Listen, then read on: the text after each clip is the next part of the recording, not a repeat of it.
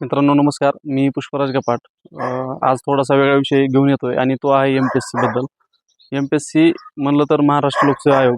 हा आयोग जो संधी अधिकारी वर्ग असतो त्यांची तो निवड करतो आणि तो एक्झाम कंडक्ट करत असतो. मित्रांनो, एक MPSC बद्दल थोडंसं मला बोलावंसं वाटलं आणि तो कुठेतरी माझ्या दृष्टीने मी थोडंसं नकारात्मक बोलत आहे, परंतु थोडीशी गोष्ट रिॲलिटीवरती बोलावं असं मला वाटलं. 2023मध्ये टायपिंग म्हणजे क्लर्क या पदासाठी 7,500 जागेची महाराष्ट्र लोकसेवा आयोगाने एक जाहिरात काढली होती. ती जाहिरात जानेवारीमध्ये झाली जाहीर आणि त्याचीच जूनमध्ये ती एक्झाम कंडक्ट केली. म्हणजे प्रिलियम जूनमध्ये झाली, डिसेंबरमध्ये प्रिलियम जूनमध्ये झाले, डिसेंबरमध्ये मेन्स झाली. त्याचा रिझल्ट 2024मध्ये मेन्स एक 5 महिन्यानंतर लागला.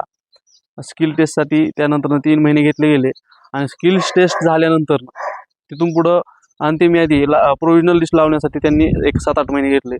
अजूनही त्याची अंतिम यादी लावली गेली जरी असेल तर फायनल रिझल्ट अजूनही पेंडिंग आहे. मित्रांनो, ही पूर्णपणे प्रोसेस बघायला गेलं तर 2 वर्ष गेलेली आहेत.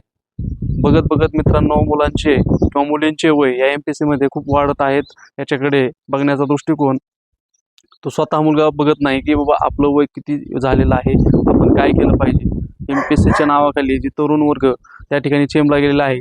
नवीन एखादा कोण IPS झाला, कलेक्टर झाला तर त्या ठिकाणी त्याचा आदर्श घेऊन त्याचं भाषण ऐकून लगेचच एक साधारणतः 1-2 लाख म्हणजे कमी नव्हे एवढा वर्ग त्या MPSC किंवा UPSCकडे वळतो आणि स्वतःच्या करिअरकडे कुठेतरी म्हणजे पायावरती दगड मारून घेतो.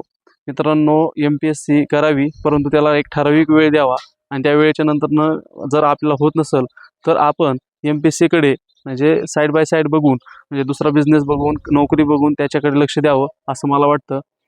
ही व्हिडिओ जर तुम्हाला आवडला तर नक्कीच लाईक करा, शेअर करा आणि कमेंट करा आणि सबस्क्राईब पण करा. धन्यवाद.